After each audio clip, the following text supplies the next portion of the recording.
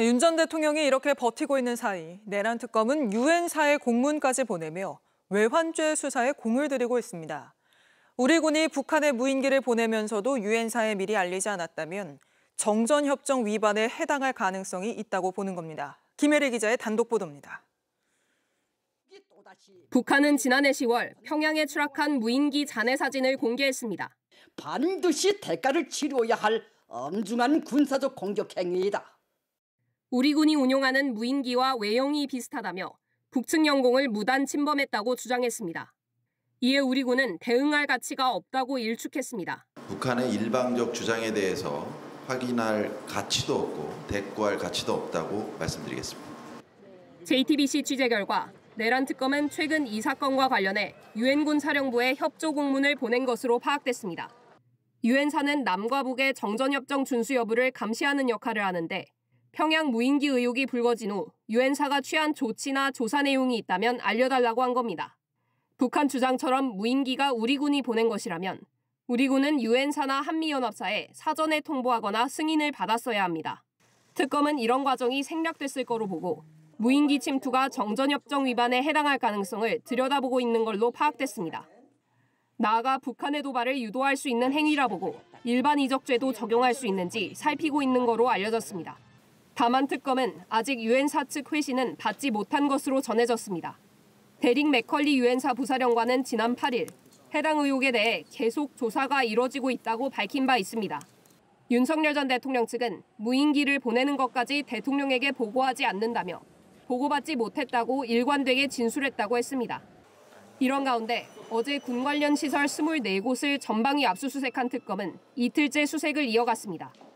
JTBC 김혜리입니다. 최상병 특검도 수사에 탄력이 붙었습니다. 이른바 VIP 경로서를 인정하는 진술을 또 확보한 겁니다. 김태효 전 국가안보실 1차장에 이어 이번엔 이충면 전 외교비서관까지 윤석열 전 대통령이 화내는 걸 봤다는 취지로 진술했습니다. 유정아 기자입니다. 이충면 전 대통령실 외교비서관이 순직 해병 특검 조사에서 윤석열 전 대통령이 화내는 것을 목격했다는 취지로 진술한 것으로 파악됐습니다. 지난 2023년 7월 31일 대통령 주재 회의에서 윤 전 대통령이 최상병 사건 관련 보고를 받고 크게 화를 냈다는 취지로 진술한 김태효 전 국가안보실 1차장에 이어 두 번째 목격자가 나온 겁니다. 이 전 비서관은 이날 회의에 배석한 사실이 확인돼 어제 참고인 자격으로 소환됐지만 출석하면서는 아무 말도 하지 않았습니다. 보고받고 윤 전 대통령 경로하는 거 보셨습니까? 김태효 차장이 들었다는 대통령 경로 혹시 본인도 들으셨나요? 이 전 비서관은 김 전 차장과 마찬가지로 윤 전 대통령이 임기훈 당시 국방비서관의 보고를 받고 화내는 모습을 봤다고 했지만 어떤 이유로 화를 냈는지 자세한 내용은 알지 못한다는 취지로 진술한 것으로 파악됐습니다. 특검팀이 이른바 VIP의 경로를 봤다는 복수의 진술을 확보하면서 윤 전 대통령의 수사 외압 의혹을 향하는 특검팀의 수사에 속도가 붙을 전망입니다. 당시 윤 전 대통령의 경로를 부른 보고를 한 것으로 지목된 임 전 비서관에 대한 수사도 임박한 것으로 보입니다.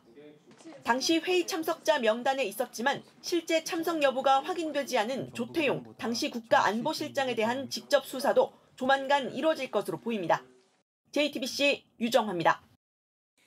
김건희 특검은 오늘 건진법사 게이트를 겨냥한 대대적인 압수수색을 벌였습니다.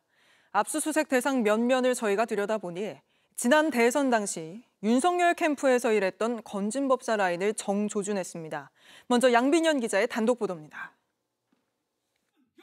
건진법사는 20대 대선 당시 윤석열 캠프 네트워크 본부에서 고문으로 활동했습니다.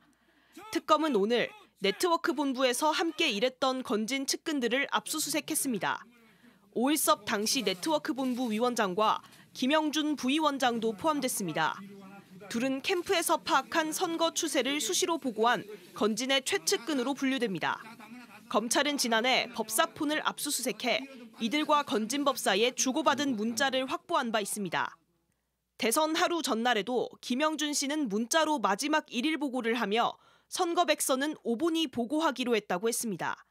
여기서 오본은 건진의 또 다른 최측근 오일섭 당시 본부장을 뜻합니다.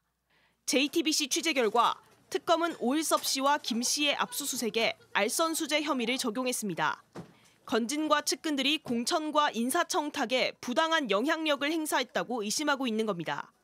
김 씨는 대통령실 행정관을 거쳐 오사카 총영사까지 지내게 되는데 이 과정에서 본인의 인사청탁을 스스로 했다는 의혹도 받고 있습니다. 특검은 동시에 인사청탁을 한 정치 브로커들도 압수수색했습니다. 대상에 포함된 브로커 김모 씨는 건진법사에게 봉화군수 예비 후보자의 명함과 은혜를 머리에 이고 살겠다는 문자를 보낸 인물입니다. 브로커 김 씨는 현직 검사의 승진도 청탁했습니다. 특검은 건진법사가 측근들과 브로커의 청탁을 윤핵관에 전달한 사실도 일부 확인했습니다. 실제로 법사폰에선 청탁으로 보이는 메시지 내역이 발견됐습니다. 압수수색에는 인사청탁에서 역할을 한 건진법사의 처남 찰리도 포함됐습니다. JTBC 양빈현입니다. 김건희 특검은 집사 게이트 수사에도 속도를 내고 있습니다. 오늘은 베트남으로 도피한 걸로 의심되는 김건희 집사 김예성 씨에 대해 체포영장을 청구하고 여권 무효화에 착수했습니다. 본격적으로 김 씨 신병 확보에 나선 겁니다. 박현주 기자입니다. 대기업들로부터 180억 원 상당의 수상한 투자를 받았다는 의혹을 받는 김예성 씨. 김건희 여사 일가와 오랜 친분이 있어 집사로 불렸는데 윤석열 전 대통령 파면 결정 직후인 지난 4월 20일 돌연 베트남으로 출국했습니다. 자녀들도 김건희 특검 현판식이 있기 하루 전 베트남으로 떠났습니다. 김 씨 부인은 국내에 있는 것으로 알려졌지만 사실상 잠적한 상태입니다. 본인과 처 모두 특검에 어떠한 연락도 해오지 않는 등 자발적 기구 의사 또는 출석 의사가 없는 것으로 판단됩니다. 특검은 해외로 도피한 것으로 의심되는 김 씨에 대해 체포영장을 청구했습니다. 김 씨 여권을 무효화하거나 김 씨를 인터폴에 적색 수배하기 위해선 체포영장을 발부받아야 합니다. 문홍주 특검보는 김 씨 여권에 대한 무효화 조치는 불가피한 상황이라며 여권 무효화를 위해 김 씨에 대한 체포영장을 청구했다고 설명했습니다. 김 씨가 제3국으로 도피할 가능성을 차단하고 귀국을 압박하는 등 본격적으로 신병 확보에 나선 겁니다. 김 씨 체포영장엔 배임 혐의가 적용된 것으로도 확인됐습니다. 특검은 앞서 배임 혐의로 대기업들에 대한 압수수색 영장을 청구했는데 김 씨 역시 공범으로 보고 같은 혐의를 적용했습니다. 문제가 된 기업들이 당시 검찰 수사 등 현안 해결을 위해 김 씨가 설립에 관여한 IMS에 거액을 투자했다고 본 겁니다. 특검이 김 씨에 대해 체포영장을 청구하면서 법원은 집사 게이트 사건이 특검법 대상에 해당되는지 다시 판단해야 합니다. 특검은 법원이 수사 범위가 아니라는 이유로 기각한 압수수색 영장도 다시 청구할지 검토할 계획입니다. 또 김 씨가 귀국하는 즉시 집사 게이트뿐만 아니라 코바나 컨텐츠 뇌물 협찬 의혹도 함께 조사하겠다는 방침입니다. JTBC 박현주입니다. 국립묘지에 안장된 국가유공자들 유해가 침수 피해를 입었다는 소식 앞서 전해드렸는데 보도 이후 JTBC의 관련 제보가 잇따르고 있습니다. 제주 호국원의 참전용사 묘자리에서 물이 차오르는 모습도 포착이 됐는데 피해를 입은 유공자가 어느 정도인지 제대로 파악도 되지 않고 있습니다. 윤세민아 기자가 취재했습니다. 질척한 흙바닥 한가운데 작게 파낸 구덩이가 보입니다. 국립 제주 호국원에 묻힌 육군 병장 출신 참전용사의 묘입니다. 배우자 합장을 위해 파낸 묘자리는 온통 진흙탕입니다. 우리가 말라는 식으로 따지면 이게 뭐 죽이랬다는 거죠. 한마디로 훅하고 물하고 섞이니까. 바가지로 물을 퍼내보지만 샘처럼 물이 솟아나 소용없습니다. 유골함을 묻어야 하는 관계자들이 임시방편으로 마른 흙을 덮어보지만 그때뿐입니다. 숫자 같은 걸로 떠가지고 퍼내가지고 이제 눈가림식으로 빨리 퍼낸 다음에 유공자분이 안치하기 전에 뭐 마사토나 흙으로 좀 메꾸면은 이제 좀 덜 티가 날 거 아니에요. 이런 땅 속에 국가유공자와 참전용사의 유골함 3천여 기가 모셔져 있습니다. 상황이 이런데도 호국원을 관리하는 국가보훈부는 사실상 손을 놓고 있습니다.